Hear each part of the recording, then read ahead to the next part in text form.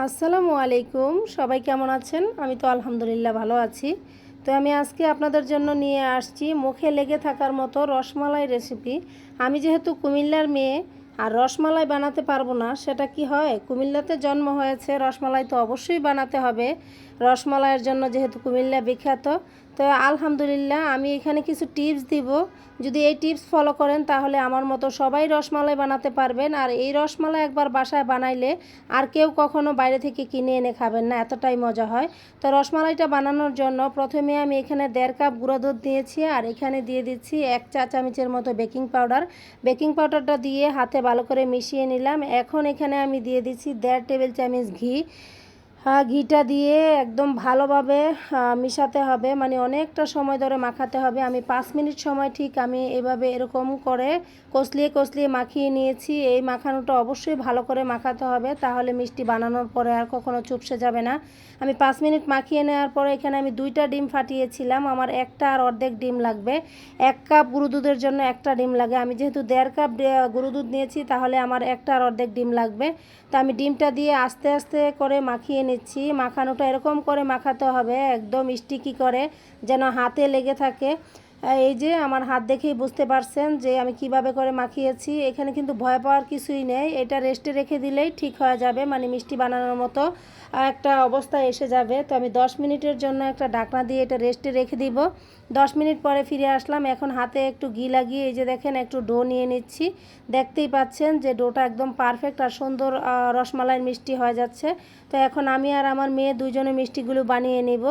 তো মিষ্টিগুলো বানাতে আবার শুরু করছি আমি আর আমার মেয়ে। আমার মেয়ে আর আমি খুব সুন্দর করে মিষ্টিগুলি বানাইছি আর এনজয় করছি। এই যে মিষ্টিগুলি কিন্তু বানানো হয়ে গেছে। এখন আমি এখানে যেহেতু রসমালাই, মালাই তো অবশ্যই লাগবে, তো মালাই তৈরি করার জন্য এখানে আমি 1.5 লিটার দুধ দিয়েছি। এই দুধটা আমি নেড়ে চেড়ে জাল করতে করতে একদম হাফ লিটারেরও আরও কম বানাবো, মানে এটাকে সর রসমালাইও বলতে পারেন, এখানে শুধু সর থাকে। তো এখন আমি রসমালাইটা বানানোর জন্য আরেকটা হাঁড়িতে 4 কাপ দুধ দিয়েছি, লিকুইড দুধ, গরুর দুধ কিন্তু। আর এখানে দিয়ে দিয়েছি হাফ কাপেরও আরও একটু বেশি চিনি। তো দিয়ে আমি একদম ভালো করে নেড়ে চেড়ে চিনিটা গলিয়ে জাস্ট একটা বলক উঠাবো। এখানে কিন্তু দুধ জাল দিয়ে গাঢ় করতে যাবেন না, তাহলে কিন্তু রসমালাইয়ের ভিতরে রস ঢুকবে না। তো যখন একটা বলক চলে আসবে তখন আমি যেই মিষ্টিগুলি বানিয়ে রেখেছিলাম সেই মিষ্টিগুলি এখানে দিয়ে দিব। তো আর চুলার আঁচটা কিন্তু এই পর্যায়ে মিডিয়াম থেকে একটু কম থাকবে। আমি মিষ্টিগুলো দিয়ে দিচ্ছি। মিষ্টিগুলি একসাথে সবগুলি বানিয়ে দিতে হবে, আগে পরে দিলে হবে না। যখন মিষ্টিগুলি দেওয়া হয়ে যাবে তখন আমি ফ্রাই প্যানের হাতলে ধরে হালকা একটু ঝাঁকিয়ে দিব, আলতো হাতে আর কি। এই যে হালকা একটু ঝাঁকিয়ে দিচ্ছি। এখন আমি ঢাকনা দিয়ে ডেকে দিব। এখানে কিন্তু আর ঢাকনা খোলা যাবে না, প্রয়োজন বোধে লাগলে অল্প একটু সময়ের জন্য খোলা যেতে পারে। তো আমি চুলার আঁচটা মিডিয়ামে রাখছি, চুলার আঁচ কিন্তু কমানো বাড়ানো যাবে না। যখন দুধটা এরকম উতলিয়ে পরে যেতে চাবে তখন চাইলে ঢাকনাটা একটু খুলে বাপটা সরিয়ে আবার ঢাকনাটা লাগিয়ে দিতে হবে। এই যে দেখেন আমি ঢাকনা খুলে আবার সাথে সাথেই লাগিয়ে দিয়েছি। এরকম করে এই মিষ্টিটাকে 10 মিনিট কুক করতে হবে। আর চুলার আঁচটা কিন্তু বারবার কমানো বাড়ানো যাবে না। সম্পূর্ণ মিষ্টিটা যতক্ষণ রান্না করতে সময় লাগে ঠিক ততক্ষণই চুলার আঁচটা একই থাকতে হবে। আর মিষ্টিটা 10 মিনিট কুক করতে হবে। এই যে 10 মিনিট কিন্তু আমার মিষ্টিটা কুক হয়ে গেছে। আর 5 মিনিট পরে আমি হাতলে ধরে একটু ঝাঁকিয়ে দিয়েছিলাম। তো এই যে মিষ্টি কিন্তু একদম রেডি আমার রসমালাই। তো এখন আমি এটা ঠান্ডা করব। ঠান্ডা করে যে মালাইটা রেডি করেছিলাম সেই মালাইটা মিক্সড করে দিব।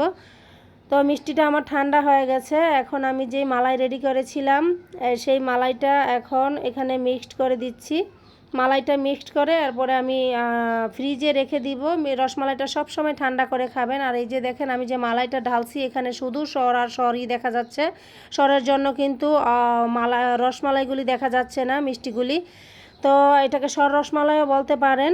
তো এখন আমি এটা পরিবেশন করে দিব। আমার কিন্তু মালাই মেশানো শেষ।